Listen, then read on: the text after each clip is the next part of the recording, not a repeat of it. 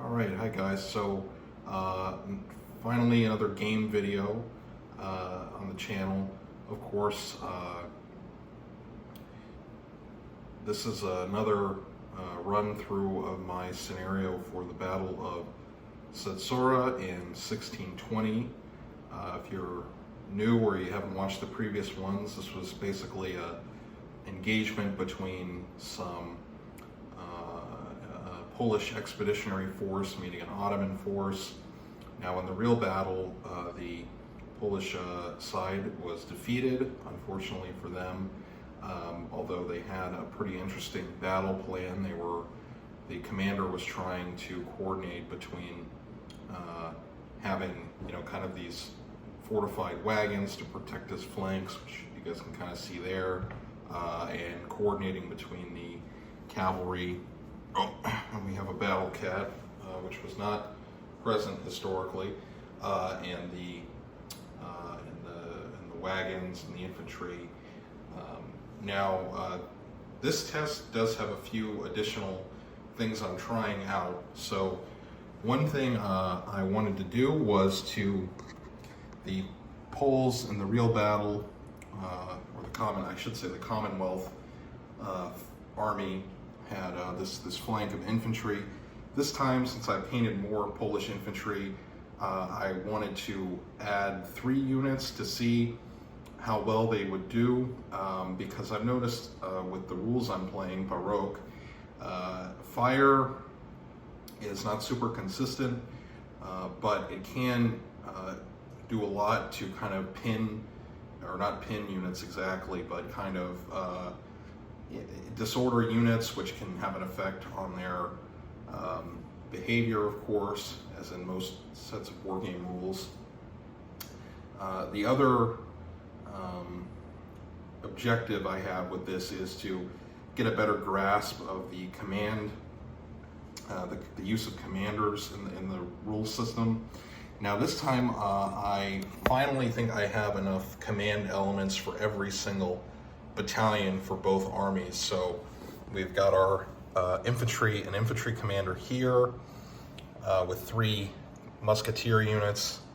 Now finally I have 2, I have enough command elements for both tabors, because in the real battle one of the wagon columns was commanded by a Western officer. So these Knights Hospitaller or Knights of Malta figures are going to stand in for that particular commander, and then I have a Cossack for the other wagon train. Here we have our overall commander, and he's in charge of the of this battalion here, and then we've got the other Polish flank with 3 units, light cavalry and our Transylvanianese standing in as that commander for today. The Ottomans, I think, also have enough command elements. So the Janissaries characteristically have their own commander, so they're their own battalion. This is our overall commander, and he's in charge of the center. That's his battalion. And then we have this would be the Nogai Tatar flank, commanded here with one of our Tatars, but he is going to be the I think he was Demir Khan. He's going to be our Nogai commander. We have Yusuf Pasha here in the back. Now in the full game, I am going to have more miniatures. I didn't put everything on the table just because of space, but that's his battalion in the back, according to the map in the book by Michał Paradowski, which is a pretty good map for this battle. And then over here we have the Crimean, the Crimean Tatar battalion, and they had some infantry, so I used these Ottoman Sekban as their infantry. We've got 1 unit of Tatars here, and then another one here. Now on these guys, the spears aren't really going to mean anything. They're just going to be Tatar cavalry, horse archers. But I think for this unit here, I'll just give them, at least one Lance cavalry unit, just to try it out.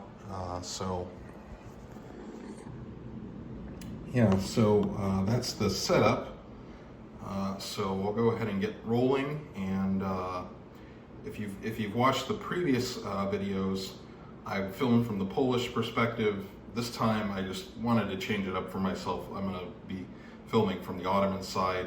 There's no real reason. It's just to change things up a bit, and get a different view. So hopefully I can work through more of the aspects of the rules that I haven't quite used yet. And all right, let's get going. So in Baroque, we have to roll for initiative. Now in the rules, an army can have a better command structure and organization. For this set of rules, for this scenario, I'm just going to rate both armies as having the same command structure and the value of the leader. But all right, let me get going, and then I will give a first turn update. Okay, so for initiative, the Polish side won. One thing is, I need to reread on the real battle. Maybe I should just give the Ottomans initiative to reflect the real scenario better. But again, I have to reread. But I think it would honestly, for game purposes, be better to keep the initiative roll because it doesn't. Yeah, I just think that would be more engaging as a game. Okay, so go ahead and roll through. The Polish Center Battalion is who will be activated.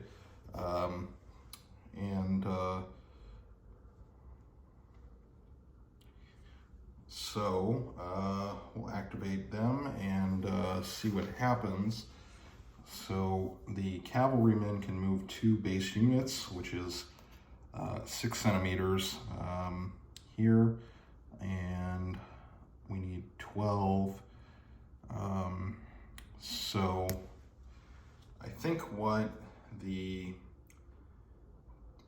the Hussars will try to charge first, but they might not be able to make it. I did deploy them a little further apart this time, so they might not make it in, but if they get a charge bonus off, they might do that. So I've got to go to my army list that I wrote up for the scenario, and also I need to check the QRS for the charge bonus. So they are going to be gallopers, since they have lances for my purposes. So we're going to need to roll a d6 for their charge bonus of 3. And that they will get an additional 1 BU, or I think it's Baroque unit, not base unit, but so they will be able to go to 18. And yep, so they will be able to make a full charge. However, the Ottoman Lancers can make a counter charge, so they have to pass a discipline test for that. And since they have Lancers, they are A-rated discipline. So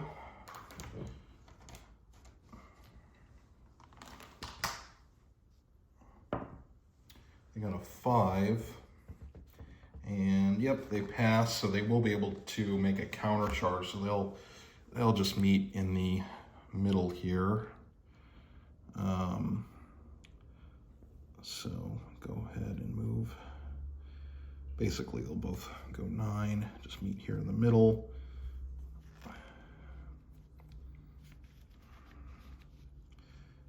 And then we will resolve the first combat. Okay, so in the first engagement of the battle, we have a draw, so those two units are going to remain in contact until the next phase. Now, importantly, when the melee continues, presumably on the Ottoman turn, neither side is going to get their impetus bonus, so they're going to be able to do fewer hits overall. And then over here, I think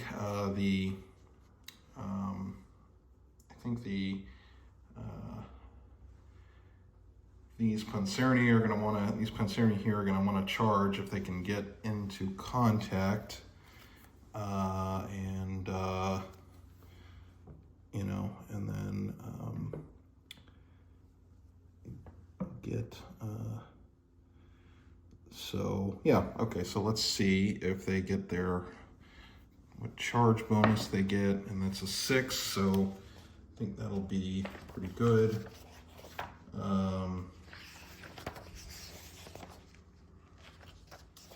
So charge bonus, so that'll be, so yeah, they definitely get in, but of course the Ottomans are going to try and countercharge 3, and they have good discipline, so they are going to do the same thing basically. We're going to meet in the middle, although this combat may be a little more evenly matched.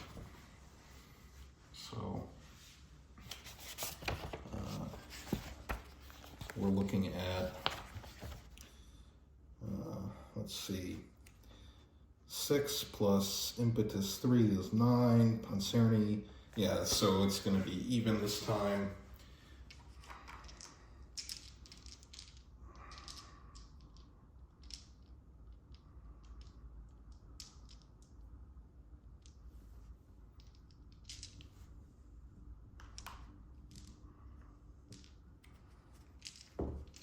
So we will go ahead and try and resolve this combat. So we've got 3 hits by the Ottomans, and let's see how many the Poles will get. So they're going to get the same 9 dice. Oh, okay. 1, 2, 3, 4. So now we have to do check the morale. So they both have the same VBU number of 6. So for the Polish side, they're going to roll 3. So they're going to have to get a 3 or under.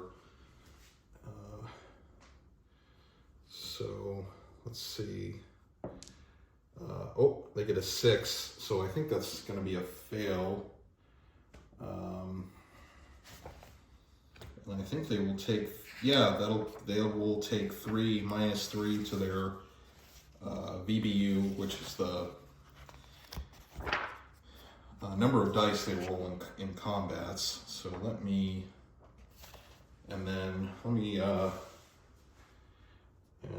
go ahead and roll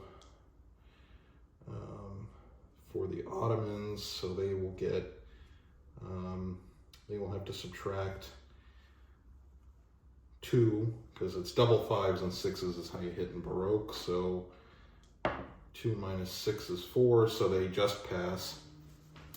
Okay, but let's see what happens to these. I'll jump ahead to what happens to the Polish. Okay, so this is kind of the state of the battlefield after the first Polish battalion move. So this Polish cavalry Panzerni squadron got pushed back as a result of a successful Ottoman charge, and because they got pushed back so far, there was a force push back of their allied units, so they're disordered. Now the Ottomans did roll pretty good on the pursuit, but they didn't make contact again. And then this unit here has kind of wheeled a little bit to set up another charge. I'm trying to figure out like how to do the wheels properly as written. I think this is an okay move, but it has to wheel like on a corner. Like you can't like, I think I did it correctly, because what it says you can't do in the rules is like have this unit kind of move back. It has to wheel on a corner. I think I did that right. So they're trying to set up a side charge from the side. But that's the first move. And now we'll roll initiative again and continue. One thing I have to say, even though I try to use fewer figures, is I like these rules a lot, but it is a lot to, there's a lot of stuff going on every turn. So I think this will run much better when I have actual players and I'm just the GM. Because anyway, all right, let's play on and see what happens. Yeah, so I'll jump ahead to whoever wins the initiative. Okay, so we had a little bit of an interesting engagement here.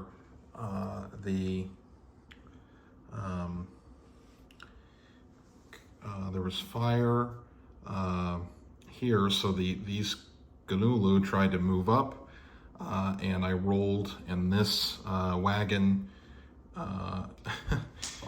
Oh, we have a giant war cat that has decided to enter the fray. Anyway, we had some opportunity fire from the war wagon to shoot at the approaching Ganula, and they were successful. They actually, in fact, they were able to inflict losses on the cavalry, and for my purposes of testing the scenario, that I think that's a good thing, because I want to make sure that those war wagons are actually like useful for the Polish player, that they're actually able to protect the flanks,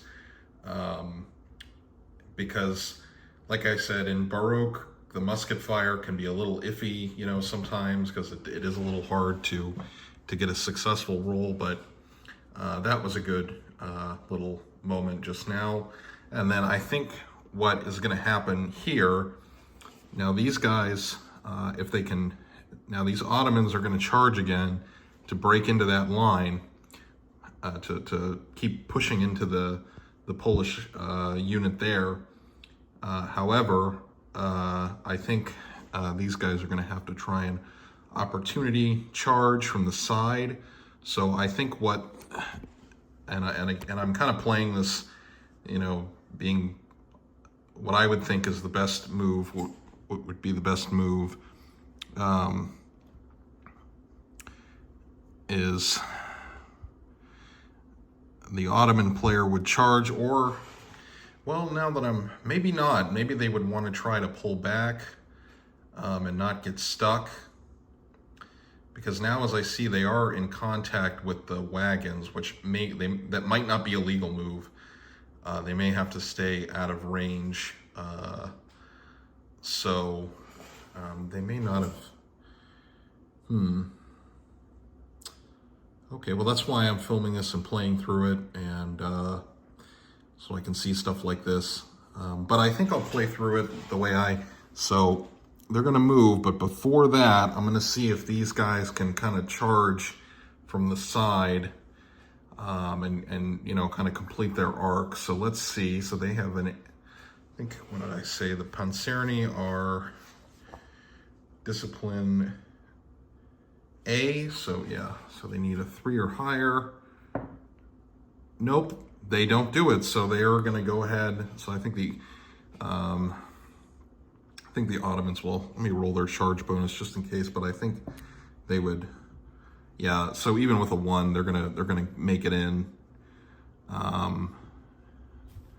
and I'll play that combat out, and then we'll go over here to do this combat as well, I think. All right, so this was an interesting combat. So these Panzerni did try to charge from the side while this Spahi squadron was advancing, but they did not succeed on their discipline check, and they routed that unit of Panzerni that was there. But I think the Ottomans still make a pursuit roll, and can multiple melee. Okay, so multiple melee can start again when a new unit contacts an engaged unit.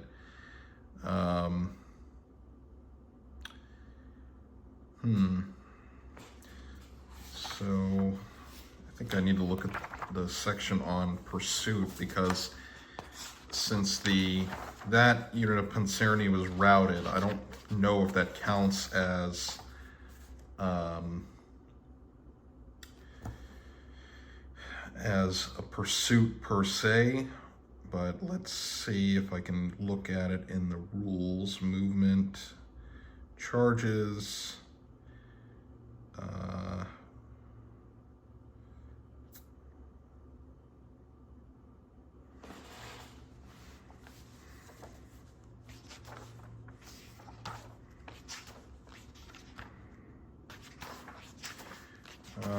so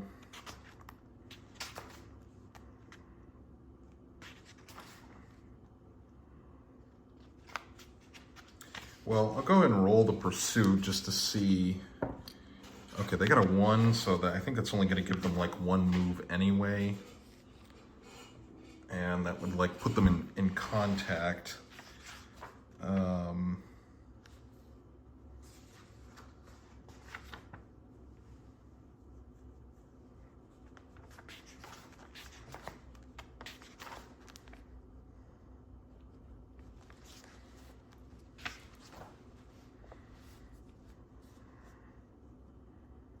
Okay, well, I'm not going to waste time on camera trying to flip through, but just for now, to keep the game moving, I'm just going to say that the Ottomans have to remain here for now. I think, just to be clear, I think probably they can make a pursuit and contact again, but I just can't find that at the moment in the rules.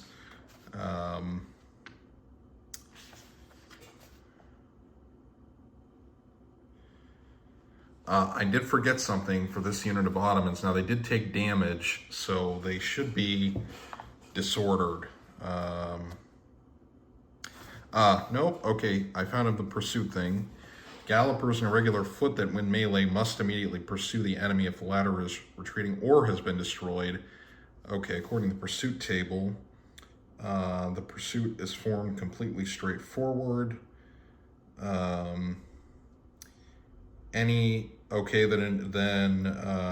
Then a new melee or new melee phase occurs. Okay, so we do play, yeah, okay, so that's what I thought. Pikeman's Lament also has a mechanic like this as well for this kind of like Galloper cavalry. So now they are disordered, so the Panzerni are going to roll 8 dice, because you still do get your impetus bonus even if you're not like actively charging, but go ahead and roll up 7, 8.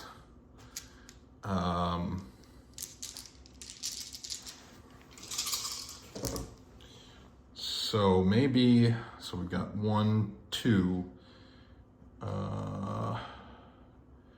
2 hits, okay, from the Panzerni. They are disordered, so that kind of makes sense. And then we've got, I think the Ottoman squadron should also be disordered, because they did take damage previously.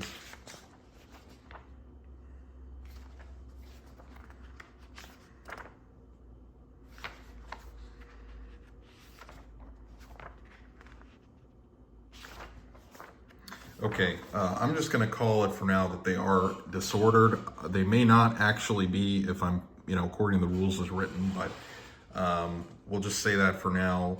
If somebody knows these rules in the comments, feel free to jump in and correct. But they also have the same, basically 6 plus impetus 3, but because they are disordered from taking damage, they will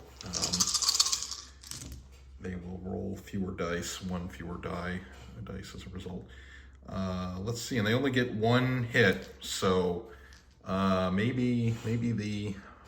go ahead and roll up their morale. So they took 2 minus 6, so they need to get a 4 under, and they succeed. And The Panzerni, they took just, what did I say?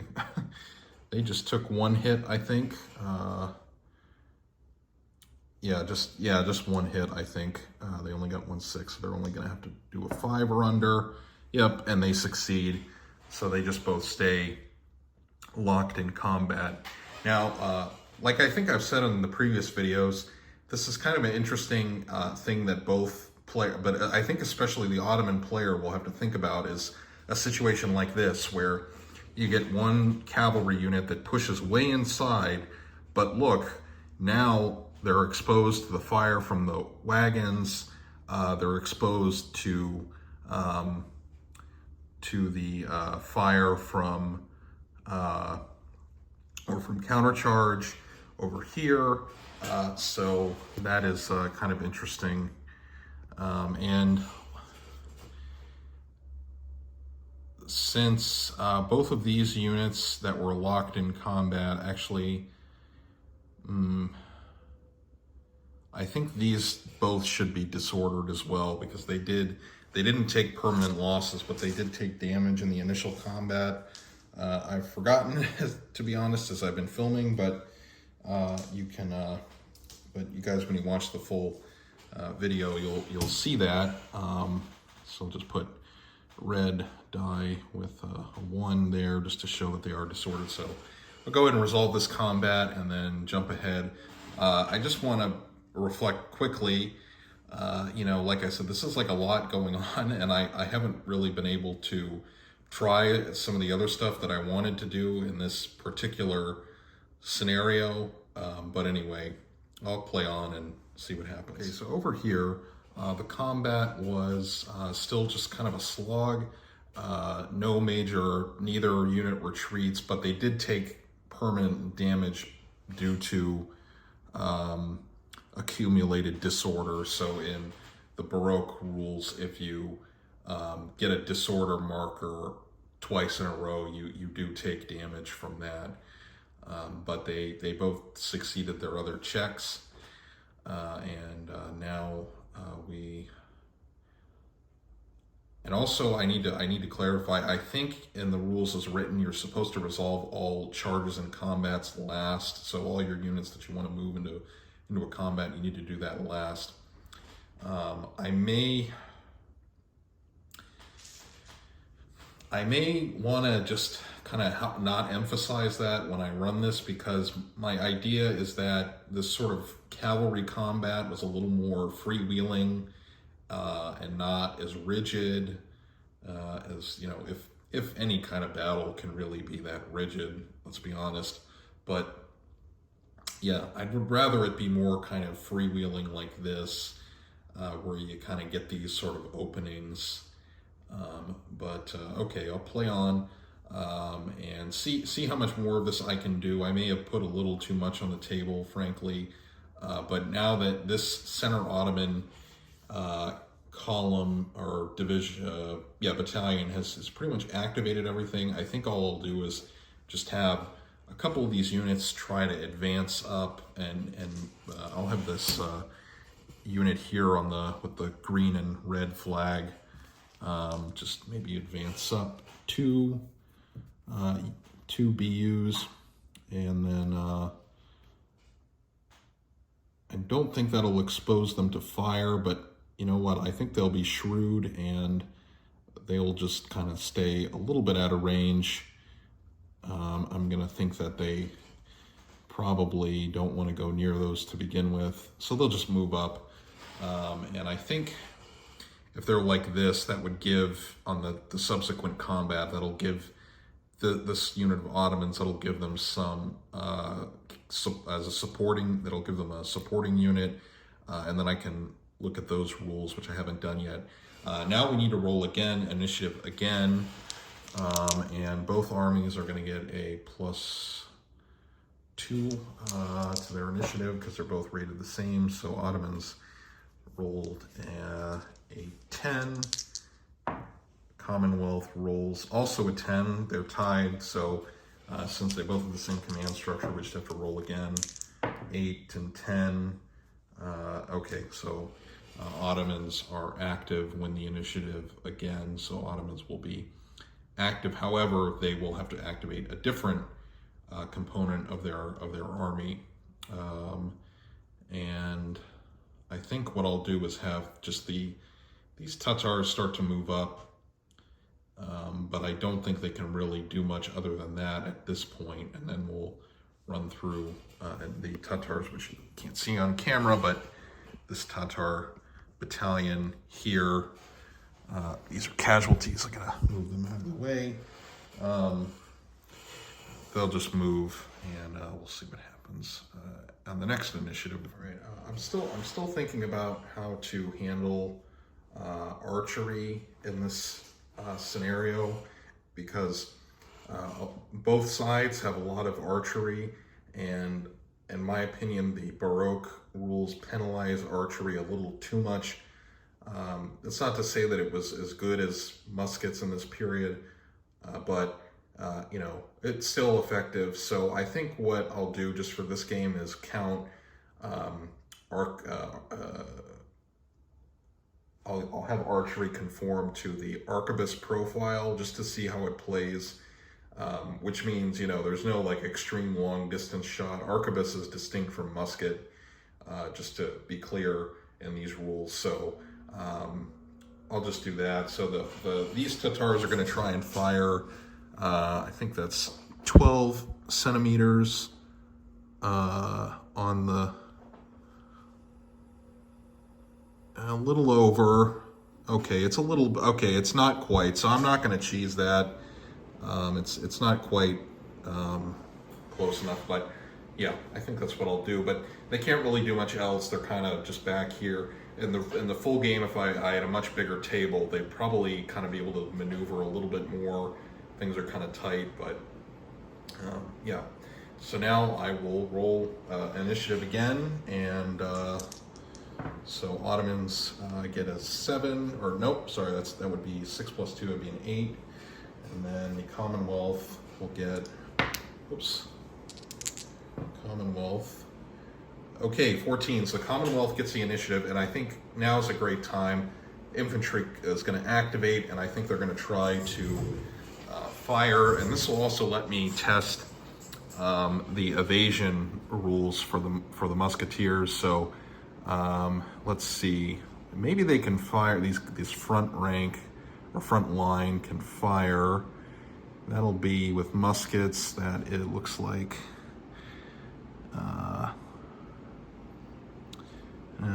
That looks like 18 centimeters, which I think they may be able to do. Rules as written.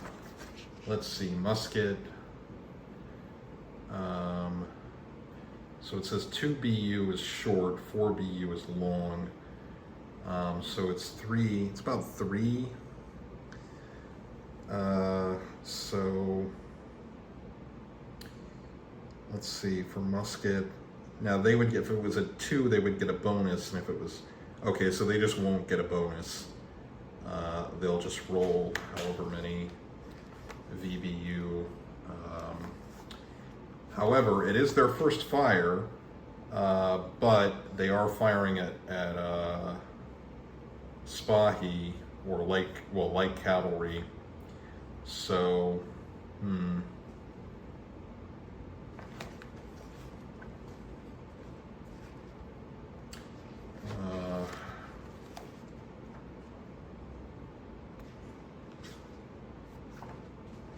yeah, so I'll just go ahead and roll off their shooting. Now the Tatars, I think, could evade if they wanted to. Do I want to do that? Okay, well, you know what? I would like to try the shooting just to see what happens. As I said, this is kind of a test game, so I am going to make decisions that are like not, you know, optimal, just to try out some of the mechanics and stuff. So, as I've been doing. All right, so our Polish infantry, they get VBU 5, so they're and they would get a bonus, an additional die to roll for the first fire, but since they're firing at light cavalry, it's negated, and they're just gonna roll 5. Let's see if they can actually hit anything. Nope, they fire, but it doesn't do much. So we can presume, you know, they see that the Tatars approaching, they fire a volley, but you know, in reality, these Tatars would probably be kind of moving, you know, flowing around, kind of not really in a clear formation that presents a good target. Okay, now I think these guys can still move up if they wanted to, which I think they'll shoot and then move. I'm pretty sure that's allowed. So let's see. That is one nice thing about Baroque is, you know, you can do kind of stuff, you know, you're not bound as much as other rule systems. So let's see if they can move up, because they probably, I mean, they don't want to get hit by Tatar archery fire, but at the same time, I think they would probably be a good idea for them to bring some firepower to bear. You know, it's important to note that in this period, especially in the Russia and the Commonwealth, they recognized pretty early on the importance of mass fire. That's why you don't really see pikes a lot in the East, let's say, because they figured, why have pikemen if, you know, we can just give more people firearms and use those instead of having. And then, you know, if we need protection, well, we're expert cavalrymen anyway, you know, whether Ottomans or Commonwealth or even, and also the Muscovy or later Russia for that matter. Okay, so I think they can move, but they may need to pass a discipline test or something. I'm going to check that, and then I will continue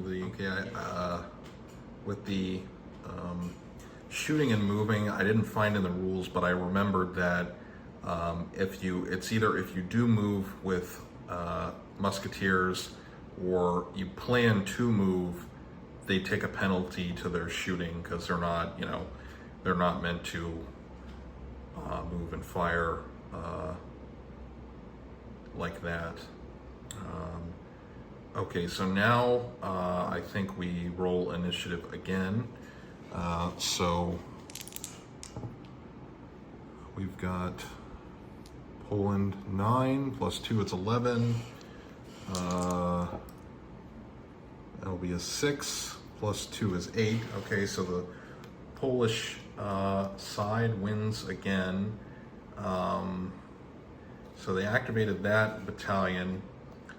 Now, I don't think that they will need to. Now, I think they could activate their middle battalion again. So, trying to think what I want to do. I didn't really manage to test as much of the other mechanics as I wanted,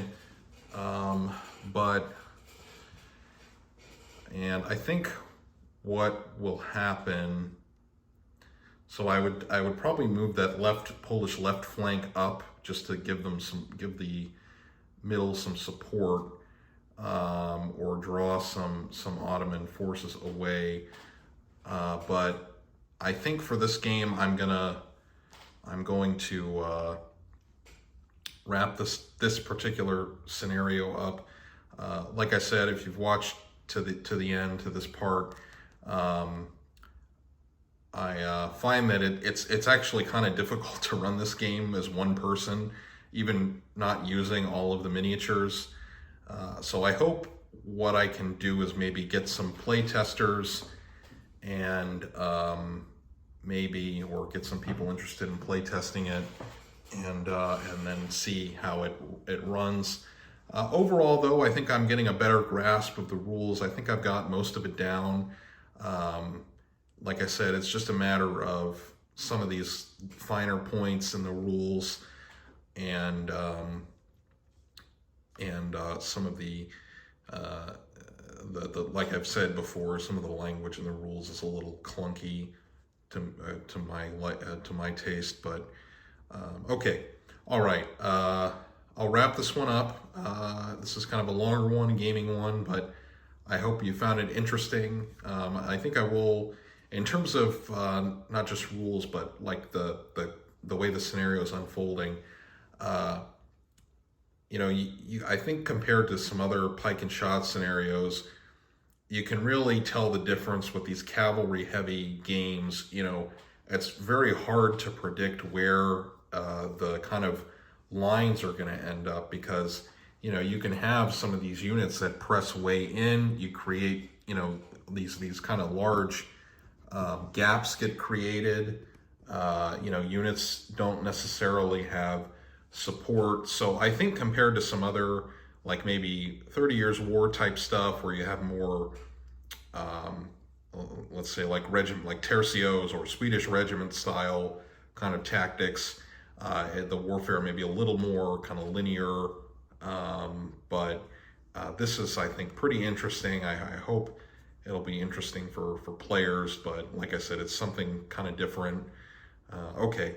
All right. Well, thanks for watching. If you've made it to the end, I appreciate it. I hope, I hope these aren't like unsatisfying, but that I'm not playing out the whole thing. But like I said, it's kind of a lot to juggle for a solo gamer. So anyway, thanks for watching, guys, and I'll talk to you in the next video.